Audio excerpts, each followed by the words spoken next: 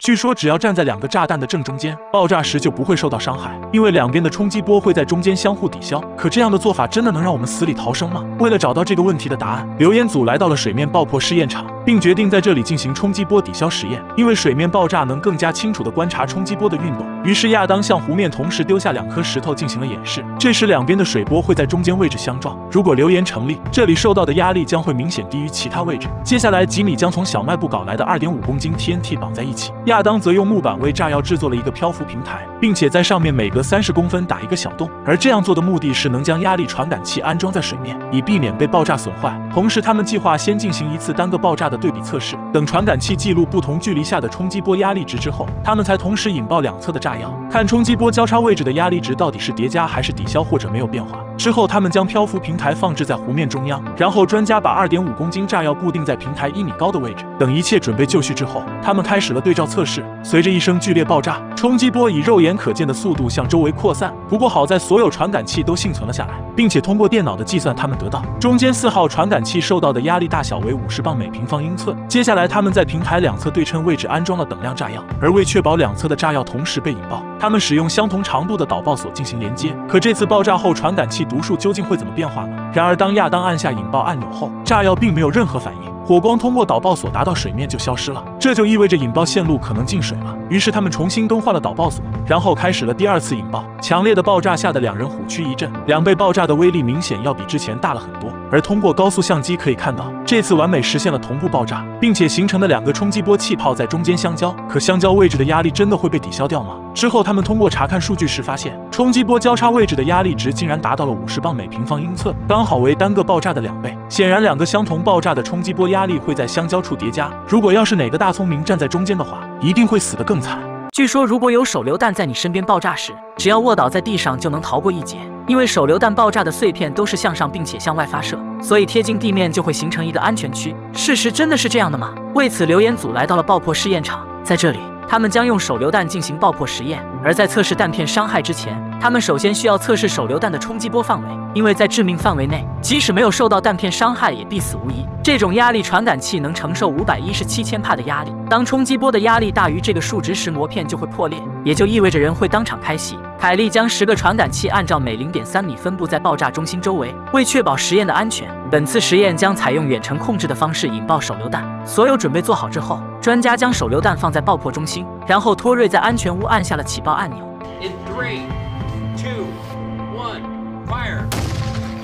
通过检查发现1.5米内的膜片全部损坏，而1.8米处却完好无损，也就是说手榴弹的冲击波致死范围为1.5米。接下来他们开始测试爆炸弹片的分布轨迹，看贴近地面的位置是否存在安全区域。下面刘彦祖在爆炸点1.5米处放置了一圈木板，红色区域代表人在卧倒的位置。当手榴弹爆炸时，弹片将在木板上留下弹孔，如果红色木板没有弹孔，则表示为安全区域。最后他们又在顶上放置一块塑料板，以便全方位了解弹片的分布。为对比不同手榴弹的杀伤效果，本次实验将用2种不同年代的手榴弹进行测试。虽然它们形状不同，但内部都有无数细小弹片，在爆炸时将以22000英尺每秒的速度射出。首先测试的是中世纪的波罗手榴弹。一切准备就绪之后，所有人躲在安全屋。随着一声巨响，无数碎片向周围四散开来，不管是上方的塑料板还是木板都已经千疮百孔，而下面的红色区域也没能幸免。接下来他们重新更换了木板，并在中心点放置一颗现代的棒球手榴弹，然后凯利按下了起爆按钮。这次的威力明显比之前的大很多，木板上的弹孔更密集，但通过弹孔数量对比发现，红色区域的弹片密集度相对较低，所以虽然卧倒并不能幸免于难，但在紧急情况下这依然是最好的选择。本次实验极其危险，请大家不要模仿。据说兰博基尼可以在湖面打水漂，电影里就有这样的镜头。1.2吨重的兰博基尼轻松飘过了100英尺的湖面，难道汽车不会沉入水下吗？理论上是完全有可能的，只要速度足够快，汽车触碰水面就会将湖水下压，同时也会受到水的反作用力，从而使汽车不断上下漂移。为了验证这个说法，刘彦祖打算用真车来进行实验，但没有人愿意将自己的爱车让他们糟蹋。吉米只好贡献出兰博基尼的妹妹烂比基尼。虽然它的性能不如兰博基尼，但车身面积和重量都非常接近。考虑到实验会比较费人，格兰设计出一种可以遥控的自动驾驶装置，但由于找不到符合电影里的场地，他们直接在马路的尽头挖出一个100英尺宽的人工湖，为了真实模拟电影情节，托瑞和杰西在湖边堆出一个8英寸的小斜坡，目的是让汽车先有个向上的升力，再越过湖面。格兰将汽车时速控制在影片相同的50英里，一切准备就绪。格兰按下了启动键，这个烂比基尼能否重现电影情节呢？汽车以50英里的时速冲向湖面，但这次实验是真的翻车了。汽车起飞之后径直栽进湖中，最后旋转360度砸在了岸边。此次实验除了车型以外，其他条件和电影中基本一样，但实验结果却完全不同。难道是在水下装有一个平台吗？电影中是车尾先触碰水面，而现实中都是车头比较重，这就说明电影里一定是假的。那究竟如何才能让汽车顺利飘过去呢？为此，留言组重新设计了实验，他们将湖边的斜坡去掉，并加快车速，这样又能否像石头一样打水漂呢？留言组首先进行了小型实验，托瑞将儿子的兰博基尼模型贡献了出来，除了重量以外，所有都是按照1:12真车比例。托瑞将里面多余的部件拆除，以达到和真车的比例相同。然后在车身残缺部位贴上胶带，因为这样才能符合空气动力学。为了给模型车提供准确的速度，他们又制作了一个类似汽车跑步机的装置，并安装了速度传感器。这样在启动汽车后，当模型接触转动的轮胎，就会被发射出去，沿着斜坡轨道冲向水槽。第一次实验将以50英里的时速测试，结果还是和真车实验一样，模型车一头栽进水中。接下来他们撤掉了轨道上的斜坡，再次以50英里的时速发射，而这次模型车有了明显的水漂现象。但由于动力不足，沉入了水底。下面他们将时速调整到70英里，模型车接触水面的瞬间跳了起来，最终顺利撞击到挡板上。那如果用真车实验，结果又会打水漂吗？格兰再次借来一辆和电影中相似的汽车，为了达到更高的速度，他们给汽车加入了氮气加速系统，因为氮气能促进降温并加大压缩比，让引擎加速运转，同时也在底板上加装了一块钢板，使汽车和水的摩擦力达到最小。将斜坡清理好之后，格兰再次按下启动键，在氮气加速系统的加持下，汽车飞速冲向水面，打了2次水漂之后，顺利到达了100英尺的对面。由此得出结论，只要速度够快，汽车都能在水上起跳。据说被埋在棺材里的人可以击破棺材逃出来，而电影里就有这样情节：女主被埋在地下6英尺处，她用寸拳打开了棺材盖，然后扒开泥土逃出升天。可现实中有这样的可能吗？留言组打算亲自验证。按照棺材大小可以推断，里面的人只有3英寸的挥拳空间，所以首先得知道人在3英寸下出拳有多少力道。为此，格兰设计出一种感应装置，通过电脑能计算出拳头的力度。经过测试，托瑞正常出拳的力道是1430磅，而3英寸下就只有781磅。但电影里女主是个练武之人，所以他们找到了一位职业拳击手。通过测试，拳击手正常出拳能打出7144磅，但在模拟的棺材里，最高也只有1482磅的成绩。这又能否击破棺材盖呢？凯利用木板制作了一个和电影里相同规格的棺材，并且木板的厚度达到了1英寸。为了能观察里面的情况，棺材的一侧采用了透明玻璃。他们打算在棺材上面掩盖6英尺的泥土，但没有人愿意尝试这样的实验。无奈格兰制作了可以自动出拳的机器人，并将出拳的力度调整到拳手的力度范围。第一次实验将在没有泥土的室内进行。经过推算，棺材里的空气只能够让人使出600次的拳击，也就是说，如果机器人在600次之后没能将棺材打开，那你就只能等死了。盖上棺材测试正式开始。令人惊讶的是，第一次出拳就将棺材盖打出裂缝，之后按照每分钟20次的频率击打，但过了30分钟也没能将棺盖击破。看来人是无法将这个棺材盖打开的。但如果将棺材埋进6英寸深的泥土中，棺盖将会承受16000磅的压力，这样会不会让棺盖更容易击破呢？接下来的实验将更加惊心动魄。他们将棺材改成活动式的，并将6英尺深的泥土塞在上方的盒子中。一切准备就绪后，格兰启动机器拳头的开关。虽然棺盖被击出裂缝，但却始终没能击穿。看来人是无法从被埋的棺材里打开棺盖的。但托瑞还想要进行最后一次测试：假如被埋的人打开了棺材盖，又能否徒手扒开6英寸的土逃出升天？3人对棺材进行了重新设计，将棺盖做成可滑动设计。为保证安全，棺材的底部留有逃生门，在遇到紧急情况可以随时释放。托瑞穿上防压服并戴上面罩，首先从2英尺的泥土开始实验。当打开上方的滑板时，泥土开始灌入棺材。幸好托瑞第一时间推开了身上的泥土，这样上方就出现了足够的活动空间。通过不断调整身体，最后轻松地扒开泥土，从里面爬了出来。但如果换成6英寸的泥土，人还能逃出来吗？接下来的实验由格兰完成，但为了不被真的活埋，他选择了坐在棺材中。当上面的滑板缓缓打开，数吨重的泥土倾泻而下，瞬间将格兰埋的只剩下一个头。紧接着整个棺材都被挤爆。很明显，如果是格兰躺着测试，估计这将是最后一期节目了。所以没死千万别把自己埋进棺材里。据说用火药代替汽油也能启动引擎，并且在300多年前就有科学家提出了设想。为了验证这个说法的真实性，留言组决定将黑火药倒进发动机里。首先，他们需要测试火药与汽油的能量密度，以确认火药有没有足够的能量推动活塞。为此，格兰打造了一个巨大的活塞气缸。通过密封测试之后，凯莉情不自禁地主动坐了上去。经过愉快的体验后，她表示活塞很好用。随后，他们将活塞转移到爆破室，并在上面放置一块磁铁，分别用汽油和火药进行推力测试。通过对比磁铁被顶上的高度，他们得到火药的能量密度远超汽油。那么它又能否用来发动引擎呢？接下来，凯莉瞒着老公将汽车上的引擎卸了下来，但在灌入火药之前，他们还需要确认火花塞能否将火药点燃。格兰将5格令火药倒在火花塞上，然后用电钻以手动方式驱动引擎。不一会，里面的火药就发生了爆炸。正常的引擎是将蒸发油气吸入气缸，但火药颗粒太大而无法被吸入。为了将火药送入气缸，凯莉决定将火药重新研磨，让其变成粉尘状，或许就能被吸入气缸，并且像油气一样漂浮。而格兰则打造了一个小型喷砂机，只要将火药放入容器，压缩空气就会将火药粉尘带进气缸。一切准备做好之后，格兰在防爆室再次使用电钻驱动引擎。如果实验成功的话，引擎将会持续运转并喷出黑色废气，但这次火药并没有被点燃。随后通过拆解，他们发现原来是里面的机油导致火药被凝结，从而无法被点燃。于是他们将引擎里面的机油全部放干。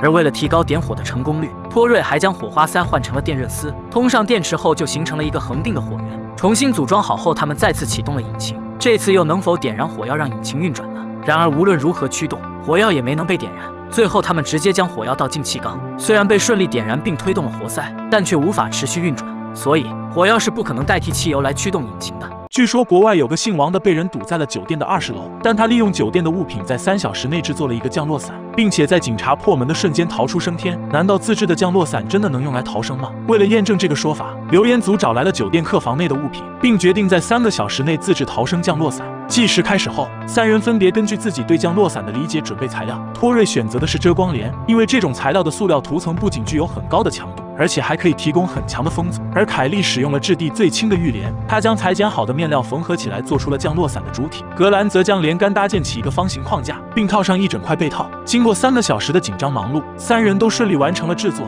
但只有凯莉的降落伞是传统的圆顶状，其余2个都为方形。那究竟哪种降落的效果更好呢？接下来他们来到试验场进行降落测试，但3人都不愿意带着自己的降落伞从60米跳下，所以托瑞请出了假人老兄，并在他身上装有加速度传感器。首先进行的是没有降落伞的对照实验，在吊车的帮助下，假人从20楼的高度被释放，然后狠狠砸在地上，通过传感器得到落地的撞击力达到了500个 G， 而人在承受超过100个 G 就会必死无疑。那使用他们自制的降落伞，假人又能否生还呢？随后测试的是托瑞的降落伞，虽然他成功打开并减缓了速度，可撞击力依然高达166 G。而接下来格兰的降落伞在上升的过程中就已经变形，但在释放后却奇迹般打开了，并且落地的撞击力只有144 G。最后上场的是凯莉的圆顶降落伞，尽管它的设计是最合理的，可这次却没能及时打开，导致假人受到了160 G 的撞击力。托瑞认为应该集中3人的设计优势，就可以打造一个有用的降落伞。那他们能否成功呢？而降落伞的工作原理就是通过增加坠落物体的表面积来提高与空气的阻力，从而让坠落物体缓慢降落。所以他们首先要找出酒店内风阻最大的材料。于是托瑞用风扇搭建了一个简易测试装置，为了对比不同材料的风阻大小，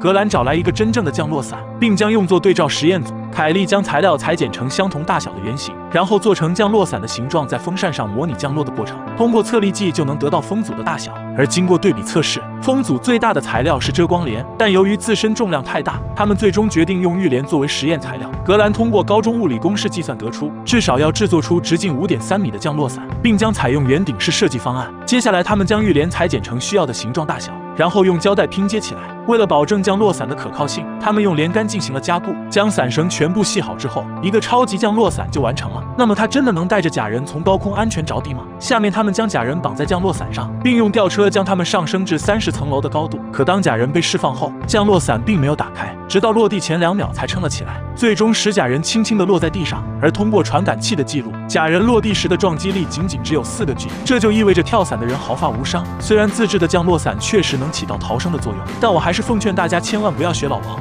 据说快速飞出的纸牌能将人杀死，而且很多电影中都有这样的情节。难道纸牌真有这么神奇的力量吗？为了验证这个说法的真实性，亚当忍不住秀了一下自己的飞牌技巧。他表示自己打娘胎就开始玩飞牌，现在已经到了炉火纯青的地步，并且还指手画脚教吉米如何甩牌。但他飞出纸牌的时速却只有40公里，显然对于只有1.7克的重量来说，并没有杀伤力。为了找出人类飞牌的最快速度，他们请来了职业飞镖冠军杰瑞，而他能将普通纸牌飞射到60米外。如果他都不能用纸牌杀人，那就不可能有谁能做到。但通过测试，他们发现杰瑞甩出纸牌的时速也只有145公里。为了实现更高的射速，两人决定自己制作飞牌机器。亚当以弹簧为动力制作了仿真机械臂，虽然看上去和人的甩动手臂差不多，可实际却很难让纸牌飞出1米远。而吉米则用电机和滚轮打造了简易发射装置，通过2个橡胶轮就能将纸牌飞射出去。但当他们开始测试时，橡胶碎片却击中了亚当的关键部位，因为轮子承受不了巨大的离心力。于是吉米对装置进行了升级，这次将纸牌以240公里的时速发射了出去，并且深深地扎进了标盘里。为了直观体现纸牌的杀伤力，他们用组织替代胶模拟人体开始发射。亚当徒手飞牌只能射入6毫米，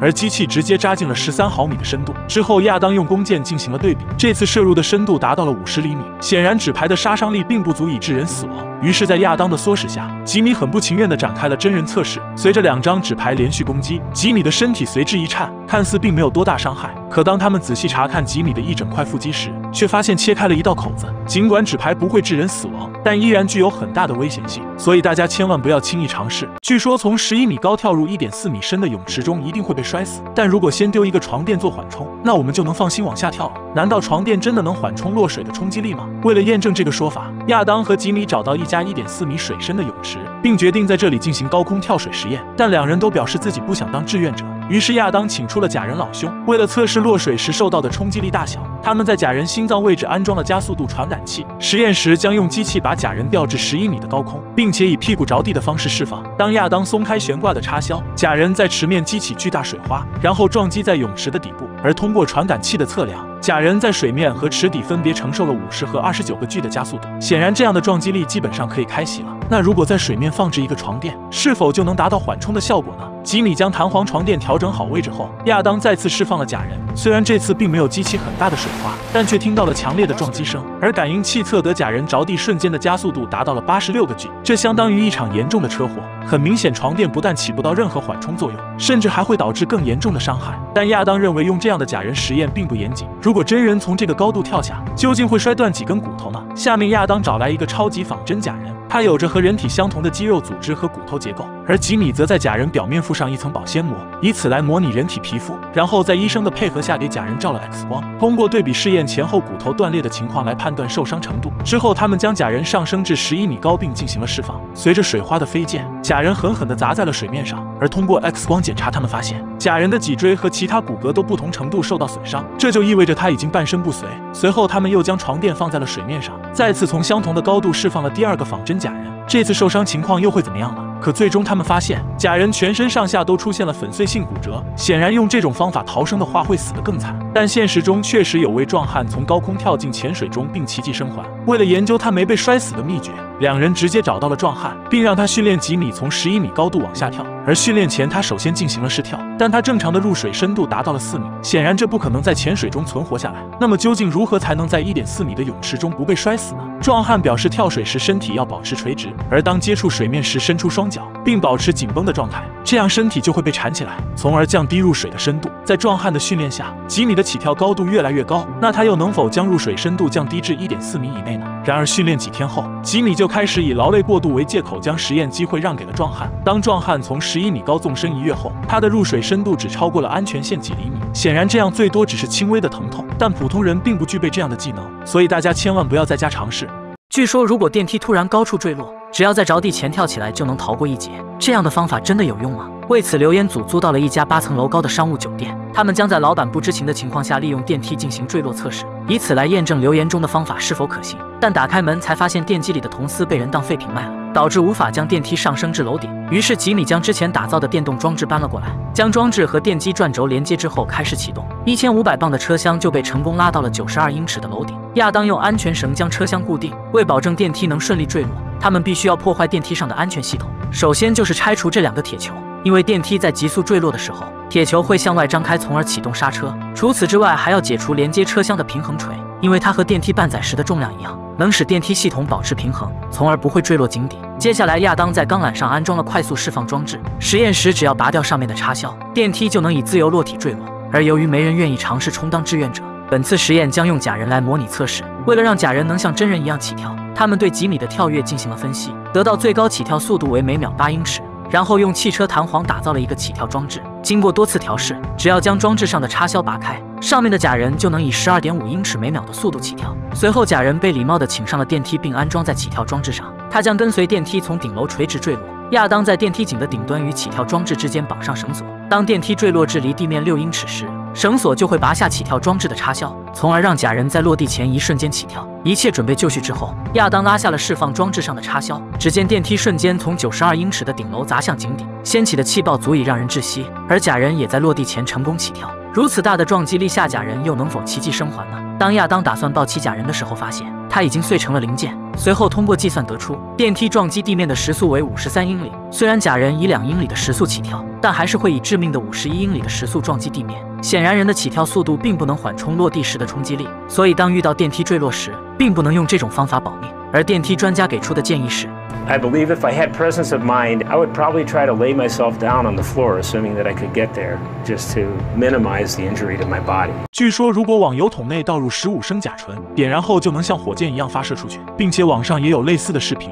可这样的做法真的能让铁桶变成喷气式火箭吗？为了验证这个说法的真实性，留言组首先决定做个小型实验。于是格兰将塑料水桶绑在了滑板车上，然后朝着桶内喷入了甲醇气体，并且还通过摇晃使其与空气混合。当他拿着火枪靠近瓶口时，里面的气体瞬间爆燃，从瓶口喷出，从而形成了推力，使瓶子向前移动。显然，留言是有一定科学依据的。而为了让发射速度更快，留言组将水桶换成了200多升的油桶，然后他们来到了爆炸试验场开始测试。但由于没人愿意坐着铁桶上天，托瑞礼貌地将假人绑在铁桶上，紧接着他们往桶内灌入了15升甲醇，并且凯莉用优雅的姿势摇晃混合了燃料与空气，而格兰则把点火棒固定在遥控车上。等所有准备做好之后，他们躲在安全屋进行了远程点火。可点火棒在洞口来回磨蹭，也没能将其点燃。为了增加实验的成功率，托瑞直接将点火棒插入了桶内。但尽管这次成功点燃了混合气体，但铁桶却只向前移动了1丁丁距离。凯莉认为可能是甲醇与空气的混合比例不对，于是他们重新用缩小的模型进行测试。当甲醇的含量为7%和3.5%时，模型车移动的距离都为40厘米；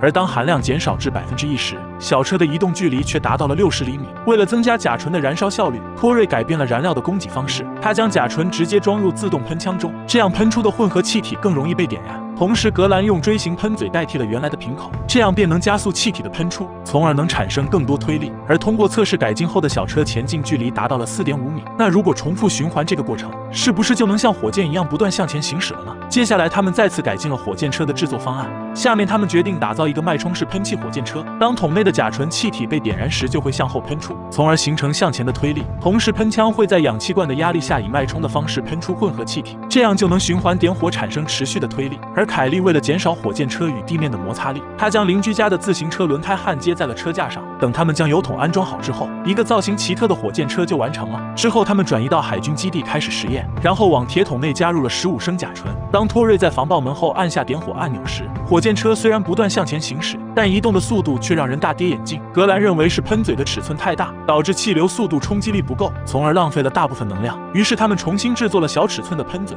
可等他们重新进行点火时，火箭车的速度却依然没有多大变化。难道留言就这样站不住脚了吗？为了让火箭车快速向前行驶，最终他们找来了研究喷气式发动机的专家，而在专家的指挥下，他们重新对火箭车进行了改装，并且在铁桶前安装了单向簧片阀，以避免爆炸的气流从车头溢出，从而提高了火箭车的热效率。同时，专家还将脉冲频率从每分钟5次提高到了80次，这样就能产生更大的推力。为了避免实验时速度太快飞出天际，他们在测试的线路上安装了钢缆。实验时，火箭车会沿着钢缆前进，并且还在跑道的尽头放置水泥路障。而一旦火箭车出现了失控现象，他们就能通过加装的熄火装置实现紧急停车。一切准备就绪之后，托瑞拉动了火箭车的释放绳索，这时油桶发出了超跑级别的声浪，并使车子以80公里每小时的速度冲了出去。如果哪个粉丝驾驶它去炸街，那它一定是整条街最靓的仔。据说爆炸掀起的大波浪能用来冲浪，并且网上有人用3公斤炸药制造出了巨大浪花。可这样的大波浪真能让人愉快的玩耍吗？留言组为了验证这样的做法是否真的可行，他们决定首先做个小型测试。托瑞用木板打造了一个大型泳池，并加满了水，但由于这里无法使用炸药，所以他们计划用干冰炮弹来模拟爆炸的效果。于是他贡献出自己循环利用过的可乐夜壶，往里面装满大半瓶水后放入了一些干冰，紧接着拧紧了瓶盖，里面的干冰遇水立即释放出了大量二氧化碳。当气压达到一定程度时，瓶子就会发生爆炸。可这样的爆炸又能否在水时掀起浪花呢？首次测试，他们将瓶子丢进了池底，但随着爆炸声的响起，水面并没有激起太大的波纹，因为爆炸的能量都被上方的水吸收了。接下来，他们又在靠近水面和中等深度进行了测试，而太靠近水面会造成能量丢失，所以在中等深度爆炸能掀起较大幅度的波浪。为了能在之后的爆炸实验中破浪前进，三人以工作需要为借口来到了冲浪基地，并使用公费开始了肆无忌惮的玩耍。可当他们享受完愉快的假期之后，专家却告诉他们，在水中引爆炸药比在空气中要危险得多，因为人体和水的密度基本相当，所以爆炸的震波会从水中传入人体，而这样就会导致人的肺部大出血。尽管当时不会有太大反应，但24小时之内必定会暴毙而亡。显然三人都不会愿意为科学献身，于是格兰制作了一个冲浪机器人，他能通过2个手臂模拟划水的动作。可爆炸激起的浪花真的能让假人破浪前进吗？接下来他们将机器人搬到了湖边并进行划水测试，而为了确认炸药的安放位置，三人登上了勘测的船只。在仪器的扫描下，他们发现这里的湖床由南往北逐渐升高，而刚好这样的地形比较容易形成大波浪。在确定好爆炸位置之后，他们请来了爆破专家，并在专家的帮助下将23公斤 TNT 丢进了9米深的湖中。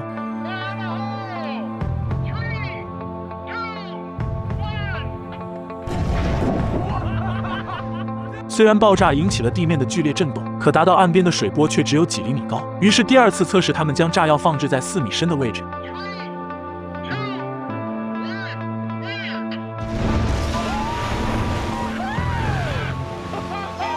尽管这次的波浪高度达到了30厘米，但依然不足以推动冲浪板前进。为了制造出超级大波浪，留言组决定全部梭哈，将剩余的91公斤 TNT 一次性丢进了湖中。那么这次掀起的浪花是否能够用来冲浪呢？等格兰操作机器人到达爆炸点附近之后，三人再次引爆了炸药。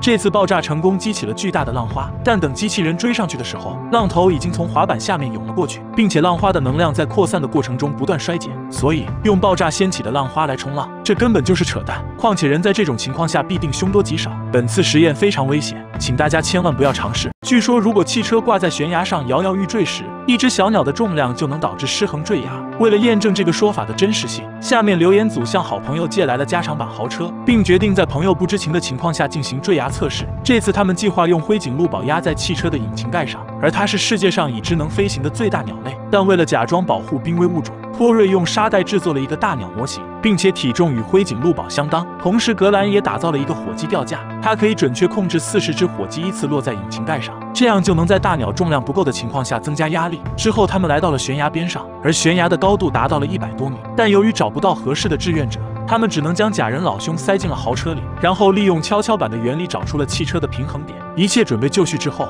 他们在吊车的帮助下将豪车放置在悬崖的边沿上，并且调整到坠崖的临界状态。可重达18公斤的大鸟真能让豪车失去平衡吗？然而当他们将模型释放在引擎盖上后，汽车并没有任何反应，显然这个重量还不足以打破汽车的平衡。于是格兰使出了自己的终极武器，随着绳索的不断释放，火鸡如同下饺子一样依次落下。当增加的重量达到227公斤时，车子才开始出现了倾斜，最终在第26只火鸡落下后，豪车终于坠落了悬崖。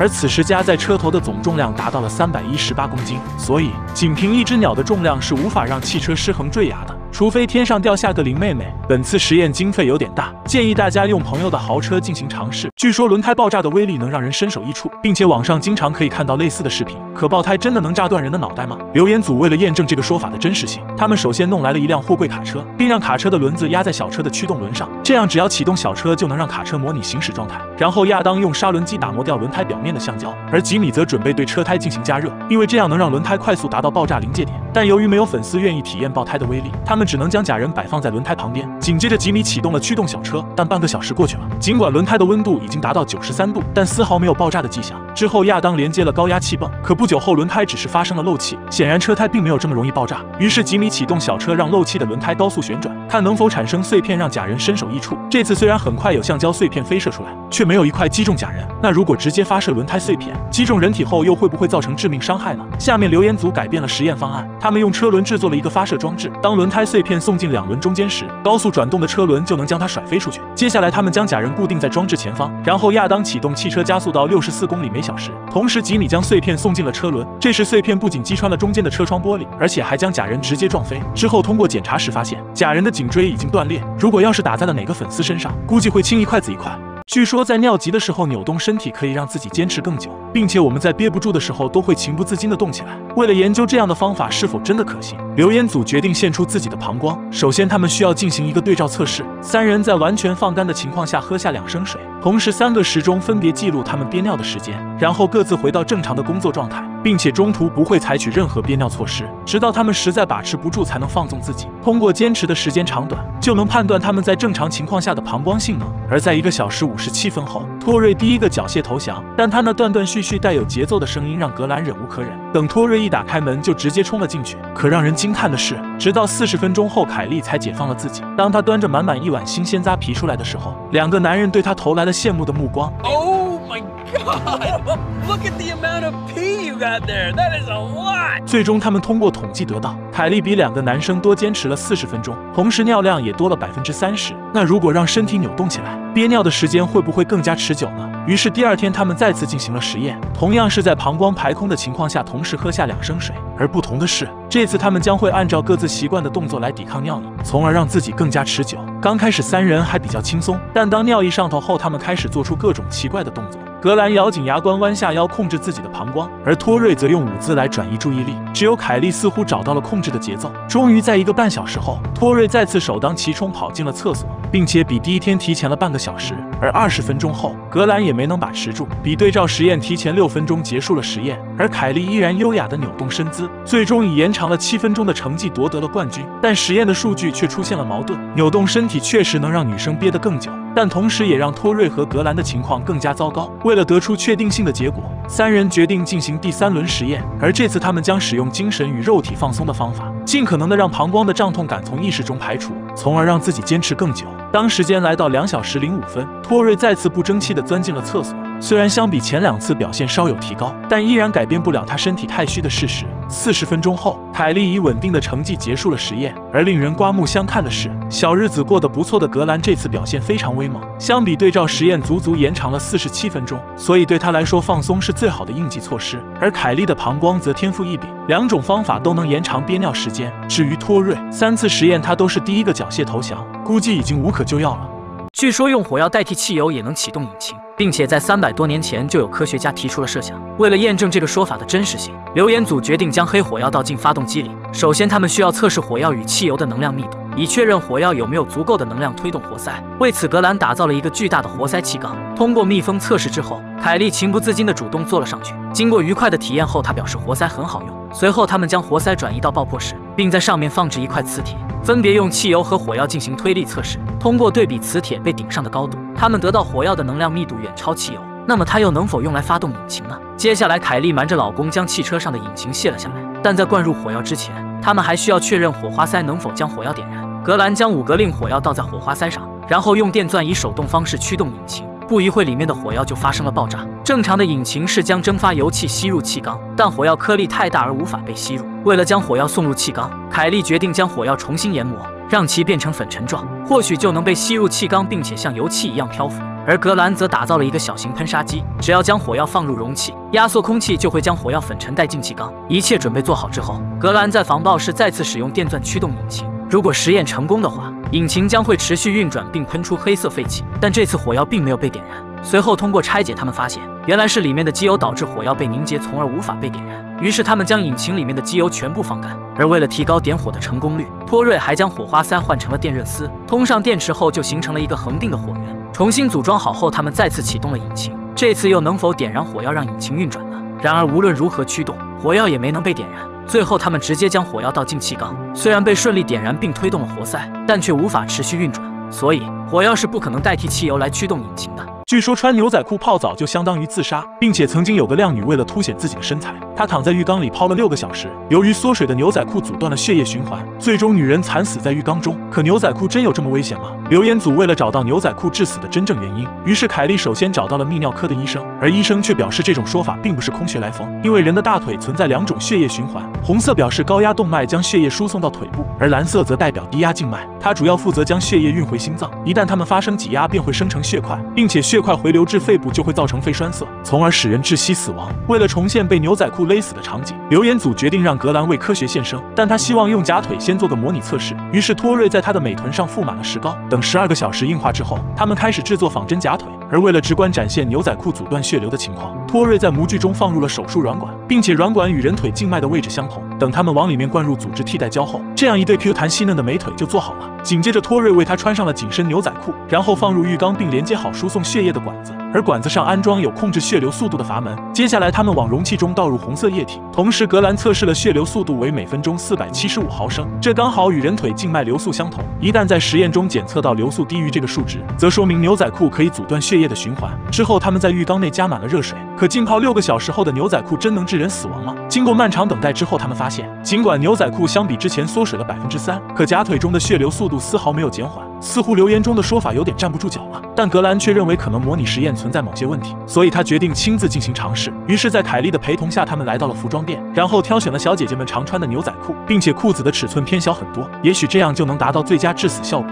之后他们往浴缸中倒满滚烫的热水，同时格兰穿着牛仔裤坐在了里面。为了确保发生意外时能及时施救，医护人员会全程监测格兰的生命指标，一旦他的血管发生了堵塞，显示器中就看不到蓝色的血流影像。可这样真能让他当场开席吗？但好在格兰对这次测试相当满意，不但有茶颜悦色的奶茶管够，而且还有凯莉的一条龙服务。由于格兰最近吃多了豆腐，导致水中不断有气泡冒出，经过6个小时的享受之后，仪器检测格兰的血流没有任何减少，他除了感觉裤子有些紧绷之外，并没有丝毫不适，但出来的时候却发现裤子已经很难解开，只能在凯莉的帮助下才勉强脱下。所以穿牛仔裤泡澡不会导致死亡，但双腿长时间被压缩也不是什么好事，所以大家还是不要轻易尝试。据说有个倒霉鬼被楼上掉下的玻璃劈成了2半，可高空坠落的玻璃真的能将人一分为二吗？亚当和吉米为了验证这个留言，他们本想抽个幸运粉丝参加实验，但没有人愿意为科学献身，所以他们只能用凝胶制作一个假人模型。为了让模型具有人体的韧性，吉米将聚乙烯材料放在模具中，同时还在里面加入了红色墨水，这样当假人被玻璃劈开的时候，就能模拟出血花飞溅的效果。然后亚当将融化的凝胶灌入模具里，等12个小时凝固之后，有血有肉的假人就做好了。随后他们来到了消防训练中心，而这里的建筑高度达到了23米。可从天台丢下去的玻璃真能将人劈成2半吗？接下来他们弄来了高空建筑常用的钢化玻璃，并且它的厚度达到了1厘米。然后在云梯的帮助下，钢化玻璃被运到了天台上。等楼下的假人准备好之后，他们将玻璃丢了下去。